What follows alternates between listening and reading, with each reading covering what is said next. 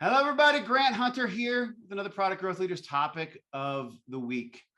Steve, I don't know if you were the source of this or not, but I remember somebody once telling Let's me, assume I am. let's assume you are. I do assume you are for most things, that it was something like the earlier in the life cycle or development cycle that you catch something and fix it, the cheaper it is, right? Once Right. you go to design, it costs 5x more to fix it. Once you go to code, it costs 20x more, something like that. Does that Mm-hmm. sound familiar? It is familiar. And yeah, I'm not the source of that. I read an article though many years ago that was like it's orders of magnitude as you go from idea to customer. And so the earlier you can find mistakes in the way you're talking about it or the way you're designing it or the way you're building it, the cheaper it is to fix. But once you get it into the customer's hands, it's back to the other saying, which is quality doesn't matter until it does, and then it's too late. And it was with that, I'm still going to use you as a source because you're probably Okay. the one who told me about that article.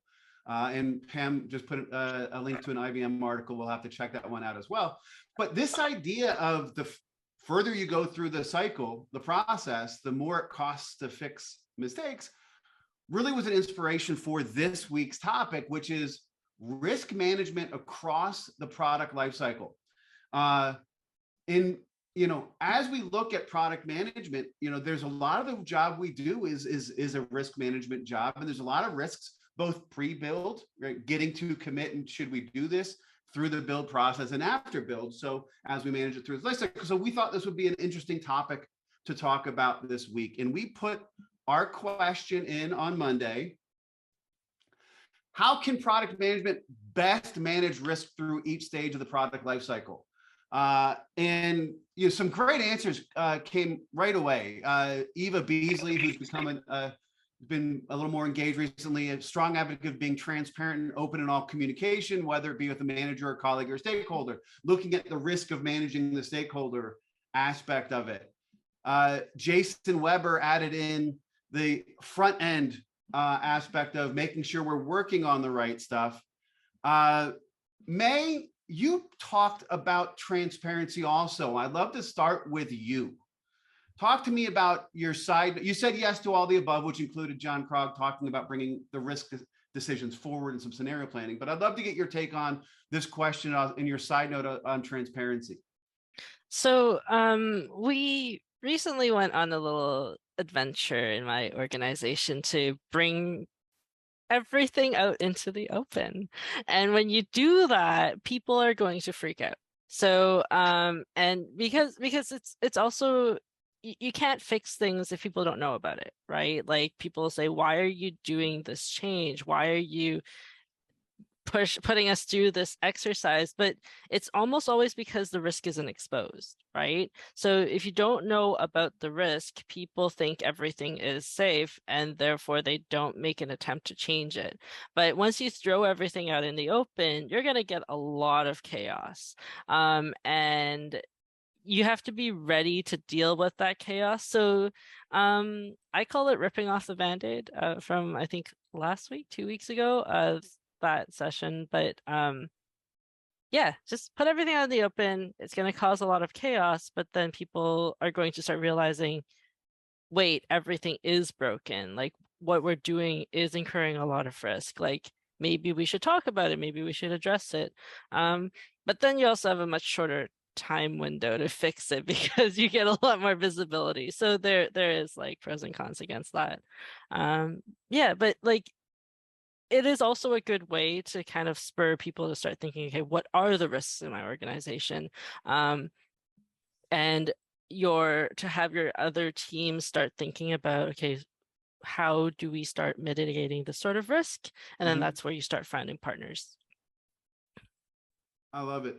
It's interesting because you're talking, we did the chaos conversation. I think that's what we're talking about, ripping the Band-Aid off.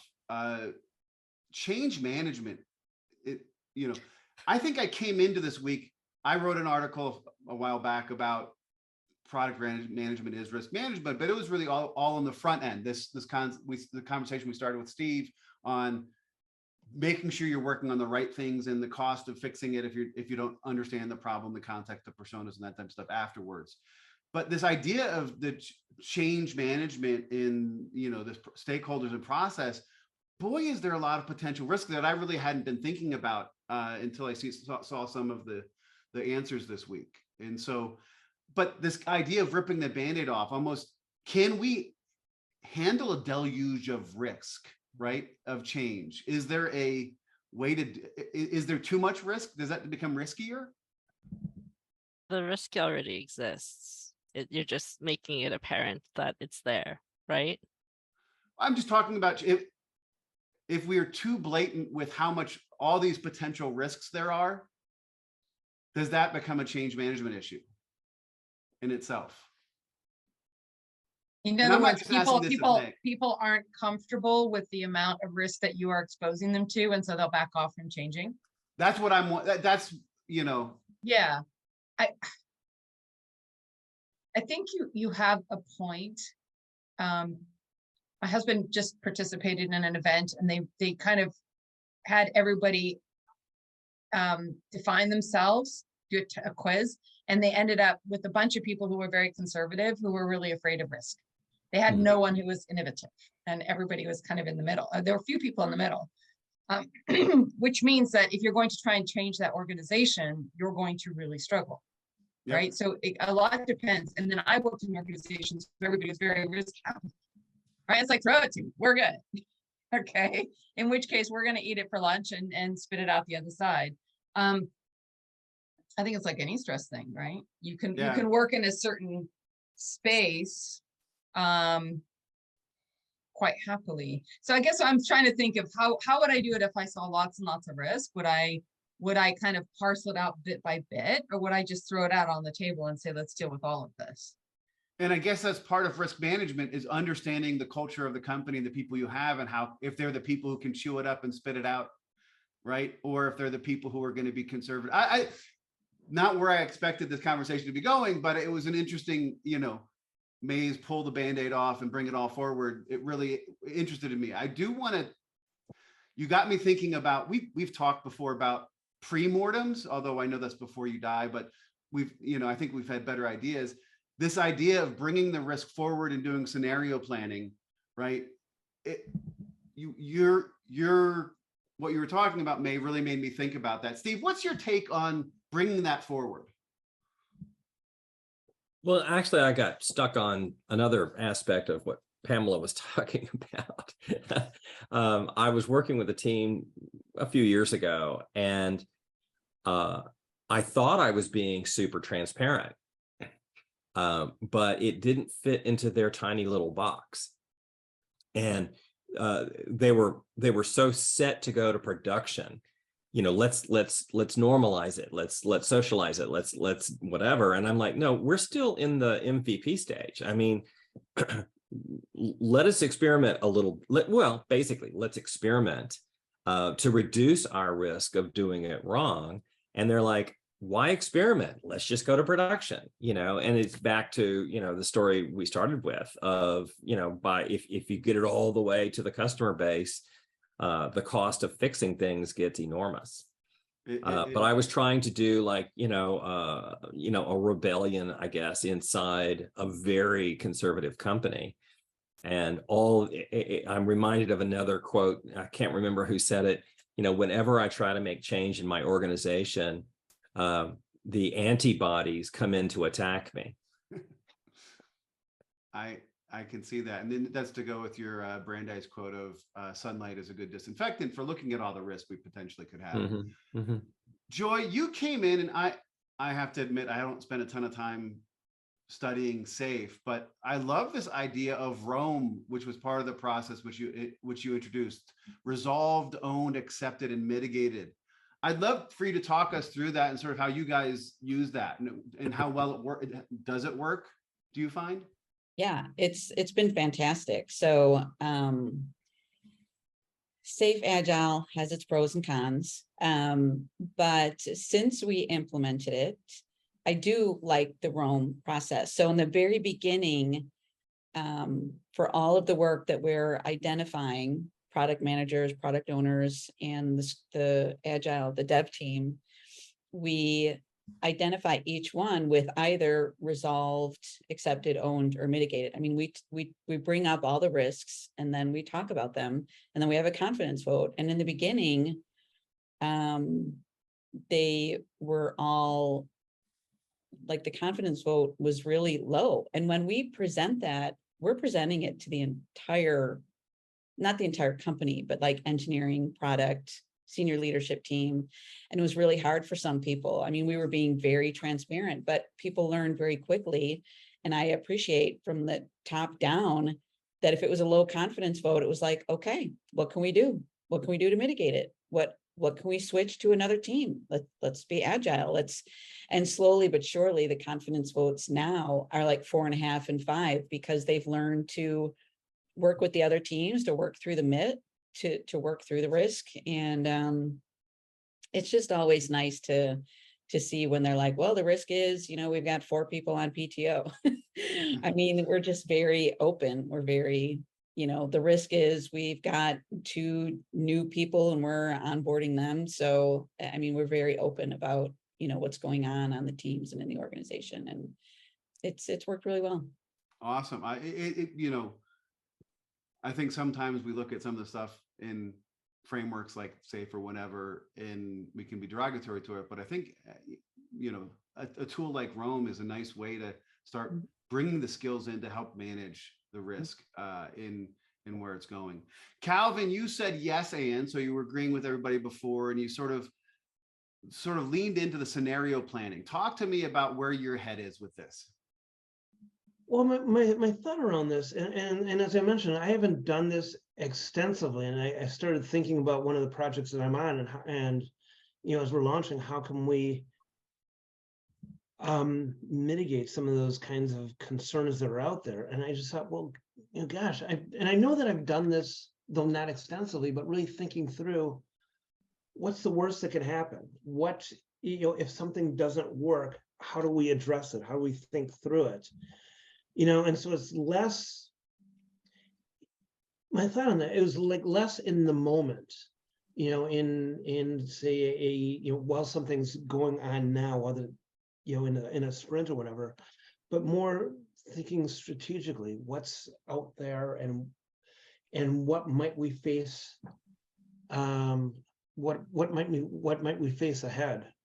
And as I'm thinking through this, one of the challenges I had recently is that, we don't have an organization that we don't have a lot of, there's a lot of institutional knowledge, and things aren't written out. And so I started drawing out and being a newbie, which is someone less than 5 years there, doing process flows and really thinking through, well, what does this mean, or what are the implications here, and what is, what if? So, I think my head around that, was more around, what if, and planning ahead and thinking through various scenarios. So, and I think that's extremely rare, actually, of people doing what you've described. Let's revisit our process. What if we did this? What if we did that? And what we find it in our trainings all the time is that this is the first time product management has ever gotten together to talk about product management. They get together to talk about a sales meeting, or they get together to do PI planning, or, they're working in support of another organization. But really mapping out your process from idea to market is something that we need to do in do once and then revise as process needs to change. And that's a risk management thing, right? If we can, the risk is that we don't have consistency in how we do our artifacts, our process, and how it works. It adds the more different ways things are done, the more variability there is, the more chance that something's going to be misinterpreted or whatever it may be. Again, my mind is like broadening on, I had this limited closed off view of risk in my head, which was purely, are we building the right thing, and the risk that it manages there? But now we've looked at all these different things from people being on PTO or whatever it may be, and the process we have. And it's sort of, in my head, it's sort of bubbling and more is coming on. So one was that process thing, Calvin, that stuck out with me, which Steve sort of talked about. The second thing is, I love the idea of what's the worst could happen. I actually like better, Roger Martin uses the concept of what would have to be true, right? So if we're looking at this, if we're doing scenario planning, what would have to be true for this to be the right choice to do that type of stuff? It's just a different way to look at it, maybe a little more positive. But what he found in using it was, it's easier to get people who are maybe against an idea to say what would have to be true, right? It was a way to get people talking about it. So great conversation so far. Brian, you have been very quiet, thinking, I'm sure. How can product management best manage risk through the stages of the life cycle? There's a couple things. First, to build off of May's, rip the Band-Aid off. Our terminology is love the pink elephants. There's always things everybody knows it's a risk, but nobody talks about. So let's bring them in. Let's throw them up on the Rome chart and figure out how to handle it. Do you use Rome as well? We do. Yeah, we Okay. are safe-ish, I will say. But we do use Rome during PI planning. Okay. The second thing is do everything in small increments. Mm-hmm. Don't try to plan a year, 2 years out. It's what's our next step? Let's plan that. See how that goes and what risks come out of that. Okay. I like that. Pamela, we got you involved in the conversation earlier, more about my mental exercises about, is talking too much about risk too risky. What about you on this? How can project management best manage risk through each stage of the life cycle? I think everybody's kind of pointed out different teams and different expectations. And I think I was very taken with Joy's perspective, which was initially everything seemed very risky.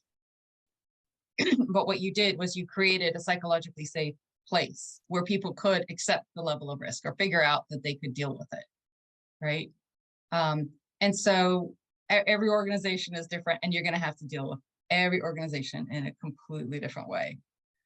And every once in a while, somebody's going to really blow up at you, and you're going to be, why did they blow up? And you have to kind of tackle those moments of explosion as you can. So I think it's more dealing with risk than actually dealing with people's emotional attitude towards risk, as opposed to dealing with the risk itself. Wow.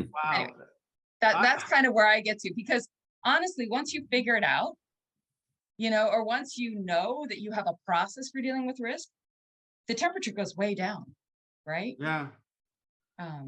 So that's I think the role of the PM in all of this, which is knowing if you can get a team together and creating a safe way to deal with the risk that comes in, right? So, I mean, there's the soft skills, but that psychologically, safe zone is an amazing place to get to if you can. We talk so much about product management in more functional things, but I think this is a place where it can, this truly cross-functional role, potentially the only cross-functional role in the whole organization, has this opportunity to do that, expose this risk and bring it out and help understand it and help the whole organization mitigate it, whether it's through Rome or some other way. Yeah. And I guess this is the bit as product managers kind of grow up, if you like, they find themselves exposed to this and they figure out ways to deal with it. And they realize if you don't deal with it, you're going to get hit with it, right? Yeah. Mm-hmm. So you have to get good. You have to get good at the soft stuff almost before you get good at the Rome or whatever it is. Like that supports your work. But talking people down from a tree so they can actually hear what you have to say, that's the hard bit. Well, anyway, that's always been the hard bit for me. I can actually deal with a ton of risk. I have to have everybody kind of bring in their best selves to the game, or we're not going to be able to cope, right? Yeah, no, completely and totally. I mean, for me, again, my lens on this was very much a strategic view. And I think we talked a few weeks ago on this call about right? Strategy is so important. And I look at, my answer, I didn't put it in the community, but as I was thinking about it, my answer was going to be clear strategy, right? If we don't have clear strategy to guide decisions, to help people make decisions, to help people understand and have clarity, that's how you can de-risk, is by doing that. But that's sort of my old, two-step go-to. I think right now, from the process through the bringing risk forward, through things like Rome to actively manage it, but more so to that psychologically safe zone across a team to enable people to feel comfortable bringing risk to you, right? This is an amazing opportunity for product managers and product leaders to truly, again, only role that touches all the other functions, right? For all of, and across the life cycle, both our life cycle and the life cycle of the product, it does give us this interesting opportunity. And by bringing it forward, this really, Steve, in my head, I'm thinking, how much does it go into, should I be even thinking about this for a product strategy course? Because there's some stuff here on this, bringing the team together, communicating with everybody. There's a really good opportunity in the commit phase to start unearthing this type of stuff, and doing that type of stuff. Wow. I want to kind of add to that. And every time someone says it's risky, I always think, okay, it's a risk. Okay, do you have to have a solution which costs $1 billion?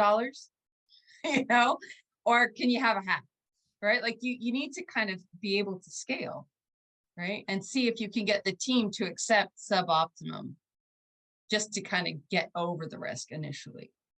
Yeah. I don't know if anybody's come up with that, but in your experience, if you kind of looked at a situation and said, an ideal solution would be this and take us a year, but we don't have that. We have a week.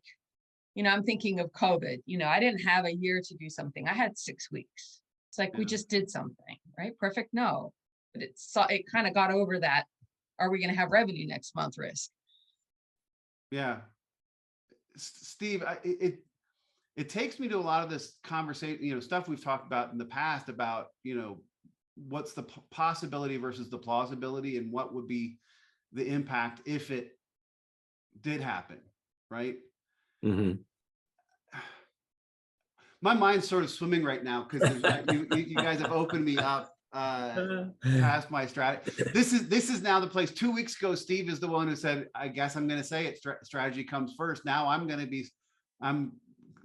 moving away from my strategy position to this soft stuff, into the opportunity we have as product management, product leaders to manage risk in that. Well, I think we always assume incorrectly that people are always making rational decisions, and that's almost never the case, right? So embracing that and putting parameters around it, I think, is the key to transparency and discussing and communication, so that people can see where you're coming from, and they can make an emotional decision as well as perhaps a rational one.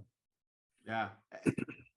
Any last thoughts on this? Yeah, I had an opportunity to work with a couple of operational risk managers, and work in a company that also built operational risk management software. So just like understanding getting a bit of a glimpse into the world of like what giant corporations look at when they think about how to measure risk from a day-to-day operational perspective, but maybe much less so on like how to build a software, how to build a product. Is that's a lot more granular. But if you think about it, like talking to these people, understanding of like how things get implemented in the real world, getting that glimpse of insight into the actual day-to-day risk, either at your client's place or your buyer's world, or even just internally, it's really interesting to think things through. So I think it's actually really important for product managers to get a really good understanding of like what other people's jobs are, and that way it'll give you a really good sense of how to manage that risk. Walk a day in their shoes and understand the risks, the things that are inherent that we may not be aware of. I love that. I think what you're pointing to, May, is in fact there's a whole bunch of science behind risk. right? That we just don't, we kind of get exposed to it because it impacts us, right? Something's No. delayed or whatever, right? Yeah, there's actual software that puts a monetary value to operational risk, right? Like just it's mind-boggling. Anyways, sorry, I digress. Yeah. That's okay. I do that all the time, May. All right. What we're gonna do, I was traveling at a conference. I didn't have a chance to do our poll. So we're gonna do our first, actually, I think it's our second ever live poll. And so I'm gonna launch it right now. The question is, in which phase of the life cycle is it hardest to manage risk? Inception, early growth, late growth, maturity, and decline.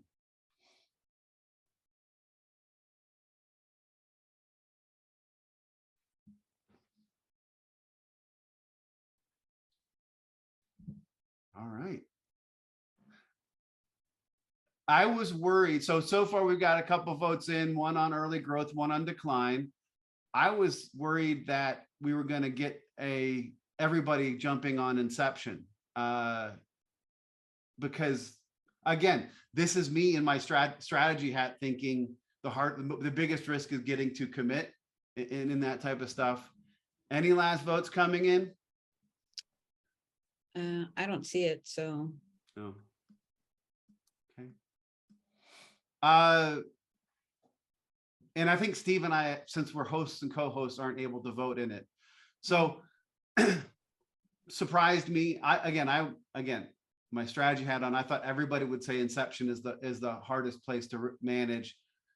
I actually had created a second version of the poll without Inception, and I didn't even need Inception. Nobody voted for it. Early growth got 50% of the votes, late growth 25%, and decline 25%. Who was decline? May, why do you think decline is? And actually, that's where I would have voted. The risk of shutting something down improperly and doing that type of stuff, the end of life or transition or whatever it may, migration, there's so much risk there. And I've been there and I've done that. Why did you choose? So May, it sounds like Grant thinks you're the smartest person here. So go, girl. I picked decline because at my previous company, I was the person who got to end of life all of our products. And like anytime something needed to die, you're like, okay, you give it to me. So the reason why You're the hospice for products. I don't know if hospice is the right word for what I do with them. There is no palliative care. Kevorkians them. Death doula. So the reason why it is the most risky, it's because it has the highest impact for things beyond your product. And if you mess up an end of life, it is not, nobody cares about the product anymore because it's dead. But it's your company, your brand that gets impacted, and that has a lot more impact and risk on the viability of everything else that you do across a much larger organization, much larger space. So like, and like, you know, you start a little product, like you try it out a little bit and it grows and then it doesn't work out. Like, yeah, there's risk, but it's mostly tied to that piece, right? It might take a hit on your brand, but if you have 100 really important clients on this like really old product that everyone has been using on 30 years, good luck retiring it, right? Like the risk is much larger when it scales beyond just your product. So that's why I picked that one. I tended to agree. Joy, what would you have voted for? Well, I can agree with May's response that actually was my first, because when I was working at, I mean, it depends on the company, it depends on the product.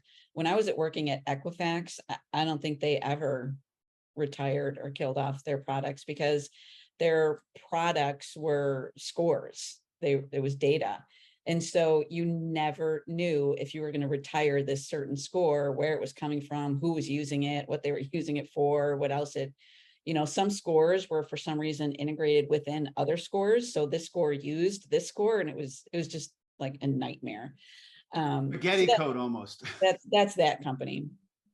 So outside of Equifax, I would say maturity, because it's just at the top of, the bell curve, and you got the most customers, the most people using it, the most functionality, the most competition, and there's just a lot going on, and you're looking at your ROI and your profit, and it's just difficult to manage. And growth no longer can come from new entrants to the market because the market's fully penetrated or close to fully penetrated. So actually that is tough, because you've just had your growth happen the whole time. You've made this great thing. You've now plateaued, and everybody's expecting these 30%, 50% growth years that you used to have. And now it's down to whatever your price increase is.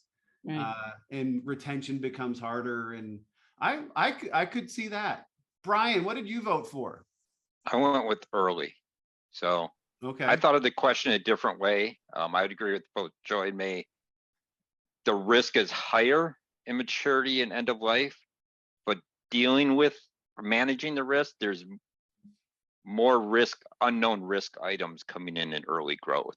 So it's harder to manage the risk. Trying to get to that leadership on the beachhead after the chasm, whatever it may be. Yeah. So I took the question a little bit different. Which one has the hardest to manage the risk? Where I think in the maturity decline, the risk is known. You're going to piss off your customers. You're going to do whatever, where the early growth, you don't know. So that's harder to manage. Well, and I would also add that in those stages, getting everyone to buy off on and support the decision is the difficult part. I mean, our ROI is falling. This product needs to be retired. Everybody agrees, except everybody doesn't agree. I used to joke, if you want to retire a product, the first thing you need to do is stop paying commissions. Because otherwise, if you announce you're going to cancel it, you'll get 100 units sold in the next 3 days. I don't know why that is. So the salespeople seem to just, they're like, oh my gosh, I've been meaning to just, whatever. So, I'm thinking of a company I worked with a few years ago. They bought their 3 biggest competitors, and they said to everybody, we're moving everybody to the main platform. And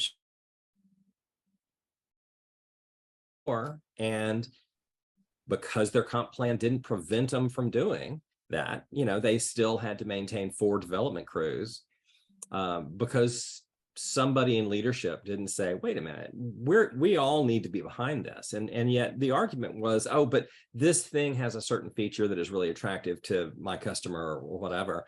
But, make a decision, stick to it, and then get everybody aligned on it is hugely risky. And actually, that's something I could say for early growth too. I was at a conference, the Outsell Signature Event Conference this week, and I hosted a table on building successful product organization.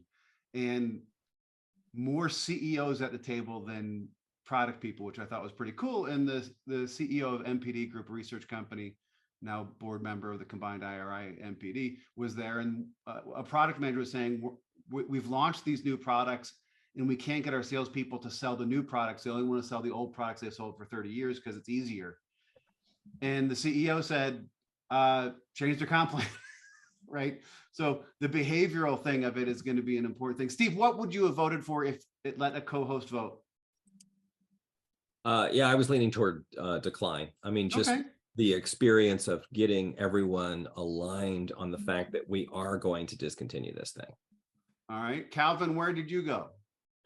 I went late growth because I was thinking that, beyond early growth, if you still see an opportunity to grow, but yet you want to make some changes, then it becomes difficult to get people on board, and there's risk involved in changing what has been worked so far. But I can, going through that right now, I can definitely see May's point, and I didn't think of it that way until she shared. And I could see rethinking my position, because of that. I think we need to have the smartest women on the call go last next time. And then we all change our minds. Right?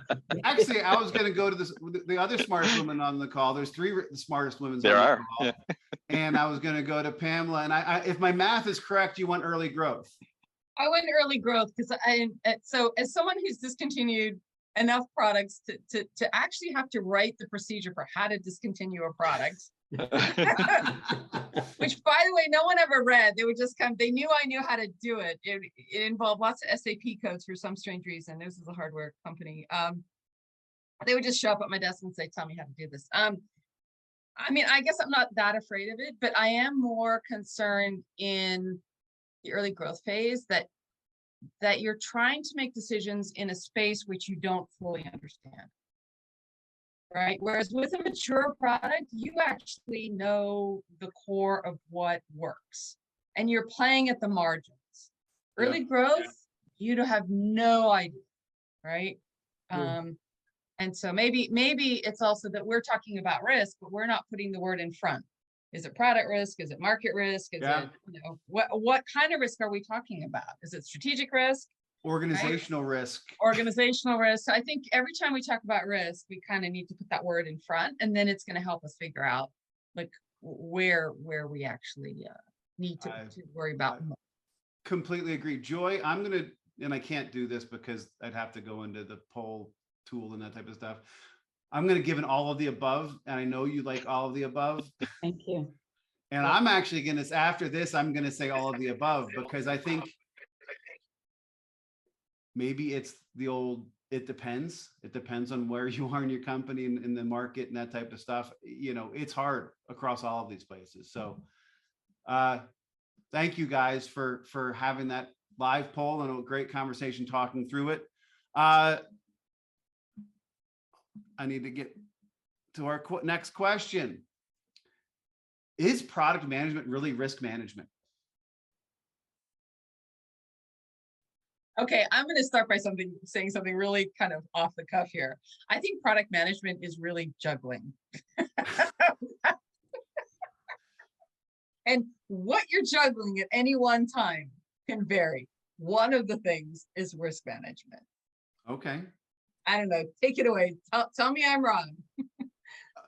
So I look at, and if I'm thinking through, you know, the courts framework or whatever it may be, right? There's discovering the right problems to solve and then figuring out to commit them. And so there's the risk of, are we doing the right things? That product management is doing risk management. If we do product management right, we are doing the right things, the strategic side, right? Then there's the risk of enabling the team and having the process and being able to get these cross-functional teams to design, develop, deliver, manage, support, market, sell, right? And it's just all the stuff we talked about earlier about understanding all the risks that could be happening in the process, in the organization, in the repeatability of it. And then it's the learning, you know, as we go through that cycle, once we take it, you know, we deliver it to market and we connect with the market, it's being the risk of managing, okay, based on what we've learned, based on what's happening in the market, how do we start that circle again, right? And so this question comes from this idea of product management plays this role across each of those types of risk you talked about, Pamela, right? Strategic risk, market risk, organizational risk, process risk, whatever it may be. And maybe this is my GE background, which GE was such a risk management focused company. But to me, it seems like one of the, if we are managing risk properly, it means we're actually enabling the organization to operate efficiently and deliver on on the right opportunity. So that's sort of the thesis when I said this question. I understand the juggling you're saying, but you know. Well, I think when you talk about risk management, what I hear is get ahead of it. Yeah. Don't wait till it hits you in the butt, right? Get ahead of the issues. Like Joy was talking about, bring it up early, get it dealt with early. Yeah, I was going to say partially product management, risk management. My concern is, should product management be managing the development risk of 3 of their developers are gone? You know, it's kind of everything gets thrown into the product management kitchen sink. Yeah. And you know, the juggling and everything. Where's that line? Or is there a line, or where is that line where product is, no, we don't manage that type of risk? So that scenario, right? 3 developers are missing. I don't think it's product management's job to figure out how to replace them or whatever it may be, but product management, shouldn't they be looking at the impact that's going to have to our product or the delivery, and being, how should they manage that? How does that change the expectations of what's being delivered and that type of stuff? Who owns that? Because managing risk is saying, okay, this happened. What are our options, and how do we come out on the other end? I think the development manager would be responsible for replacing the 3 people, but the product manager might be responsible for what are our alternatives, what are the potential outcomes, communicating with the organization. I don't know. Joy or Calvin, you got your hand up. Yeah, I mean, so to the question of, is product management really risk management? I would say that no, but I would say that there's a component of product management that has to involve risk management for those various reasons you just stated, which is, understanding that there is an impact if you're missing 3 developers, or whatever the, the issues that you're trying to, mitigate against risk. But it's not the entirety, but it's certainly a component thereof. I can see that. Joy, what are you thinking? I think product management is a lot of management. It's risk management, it's change management, it's cross-team functional management, communication management. There's a lot. Juggling, partial, whatever, it's all of the above. Okay. May? So it depends how you define risk management. So my last company was a financial risk software, and half the time when you talk to people, the assumption is it's a compliance tool, right? But in reality, what it ends up getting used for is we have to legally take on this, like this is the maximum amount of risk we can take on. So how much money can we make with it? Right? So if you think about it from that angle, I mean, yeah, product management is like, okay, what is an acceptable amount of risk to take on in order to go after this opportunity, achieve this impact, so on and so forth. And I think it's important for us to understand like the various aspects of risk when it comes to what we do, but it's also important for us to communicate what we know, because at the end of the day, it's like all the other people who have to support it and help you with that. So in a sense, yes, but not from a compliance perspective, but from a what is a reasonable amount of risk, right? Thank you, May. Steve, before we move to the next question. I have nothing to add. Okay. May's given me a look. No, I want to just do a yes and. I think risk management is a key part of what we do in product management. This is why we do so much testing. In theory, we should be, right? We interview people beforehand to make sure we're solving a problem that they care to have solved. We validate our roadmaps with the market or the designs with the market to make sure, we're not going too far down a path. And to me, that's all about managing the risk of making the wrong thing. So that was a long way of me saying I agree with everybody. So Steve, you said something there, that's part of managing the risk of making the right thing. But there's those other types of risks of actually delivering the right thing, or that. So I think it's part of how do you, like May said, what risk are you talking about? Yeah. And I was just thinking of it in terms of like, the course open framework. We go through discovery, we commit to a decision, we break it down into stories and so forth. And yet at the core is learning. And that learning involves validation as well as, myriad ways of doing research. And that's what I was thinking of. And I think that's where my head was, Steve, is that a lot of the learning we do is risk management. It's to, the where we go. Next question. Let me get my little. Where can product management have the biggest impact managing risk?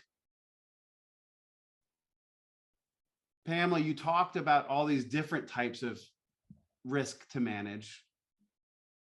Where can product management have the biggest impact managing risk?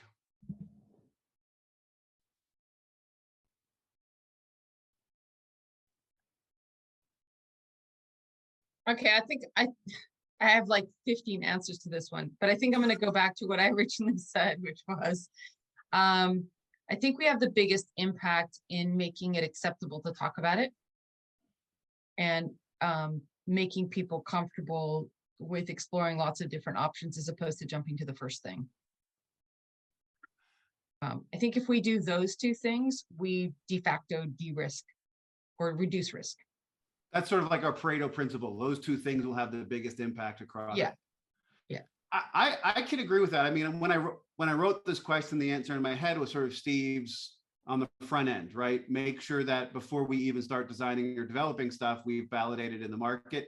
And that's a huge place to have it. But I will say our conversation from the Monday question really has me thinking that this creating that psychologically safe environment where people can feel comfortable being transparent and talking about risk and moving that up front. Maybe those two align. To your point, it's like those two. I think they follow one from the other. Yeah. Right. You can say we want to validate, but if people aren't comfortable even talking about it, they won't get to validation. So you kind of need both. Yeah, I that resonates with me. Brian, what do you think? I'd say go with Steve's answer from the end of last question. Okay. What Pam said to me is more leadership have the biggest impact on managing risk. Yeah, I could see that. Joy. Agree with everything that's said. I feel like product management can set the tone, that risk is acceptable, that, you know, that we need to be transparent about the risk and talk about it. I would also say it depends, based on what May has said, what risk are we talking about? Which leads me to Steve's answer, managing it up front. Make sure that you're developing and delivering the right thing. Awesome. Calvin, any yes ands? Yes, and I feel like I was left out from Joy's response. So I agree with Brian, and what came to mind for me is the parable of the the 6 blind people and the elephant, where each person, each blind person is touching a different part of the elephant and describing it as a rope, or they're touching the ears and they're thinking it's a fan, or they're touching the side and thinking it's a wall. Product management really is really able to look at all of those groups, and from a leadership standpoint, being able to look above and across functional and be across the functions and manage by leadership and by identifying areas that the groups don't know they have that may impact other groups across the industry or across the organization. Yeah, and I think that gets to, so there's a little chat going on in the chat, but sort of alluded to with Brian's answer, this concept of product managers are leaders, right? And part of that is being able to look holistically across all the different stakeholders and see what, understand their lens and where they're going. I think that's, that's a huge role. I wrote an article called The Product Leadership Imperative, which talks a little more about the sort of Steve, make sure we're doing the right things, but it's about how do we enable the organization as well as leaders. So totally get with that.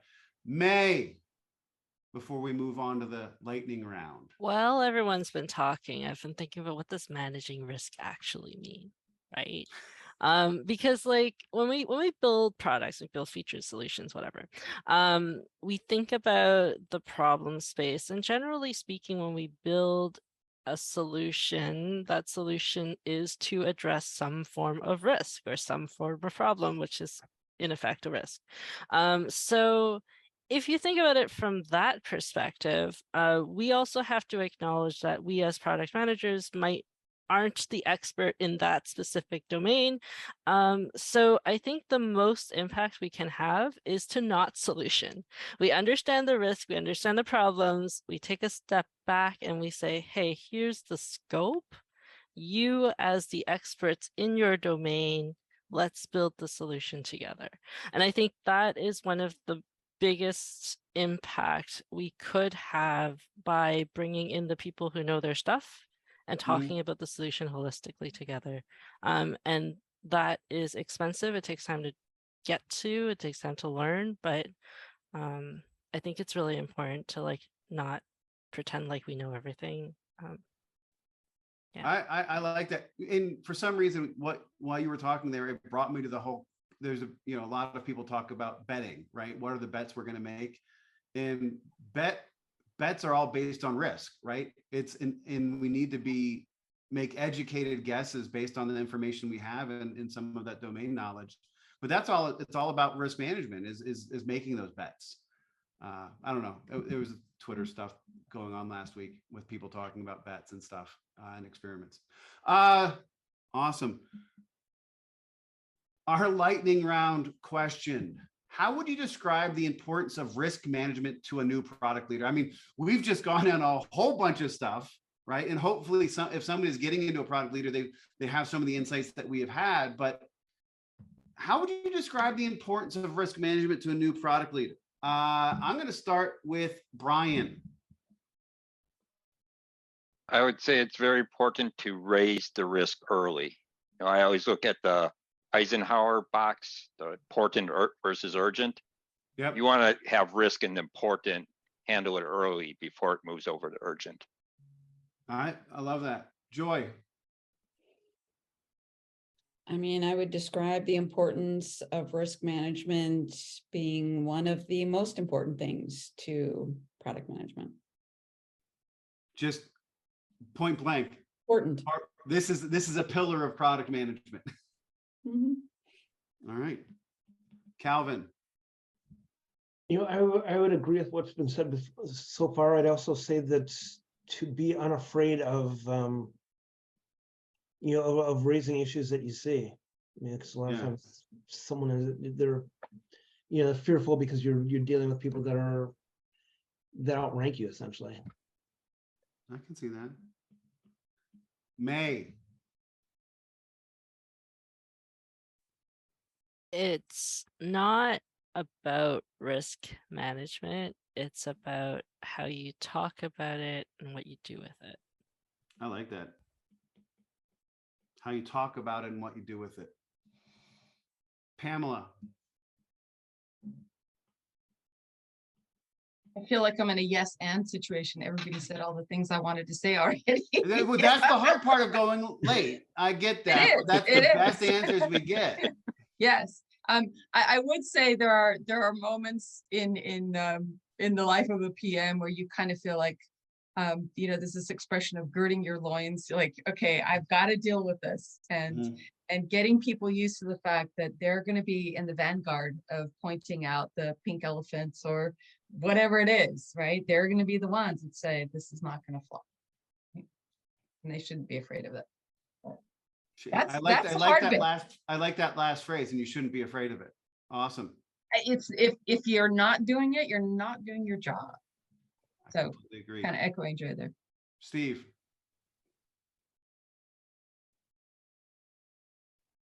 We must all learn to speak truth to power. Wow. That's all. Give it a lightning round. I know. That was a great one. I love it.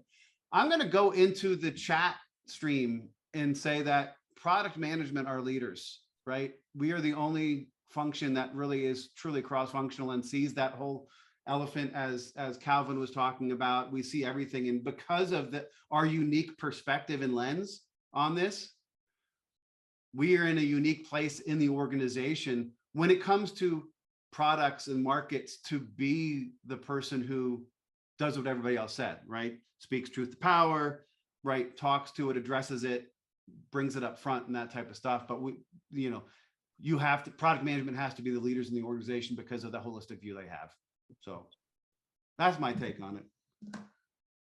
Wow, my head's still spinning on some of the things we talked about. And we do this every week. And every week I say this, and wow, my mind has changed. It's been open, it's grown. So thank you to every one of us. What a great set of panelists. Pamela, May, Brian, Joy, Calvin, Steve, so good to see you all and have this amazing conversation on risk management and on psychological safety and truth to power. And, thank you so much. We do this every week. On Monday, the question goes in. On Wednesday, well, on most Wednesdays, the poll goes in, and on Fridays, we have this wonderful conversation. Thank you, everybody. Have a great week and see you next week in the community. Take care, everybody.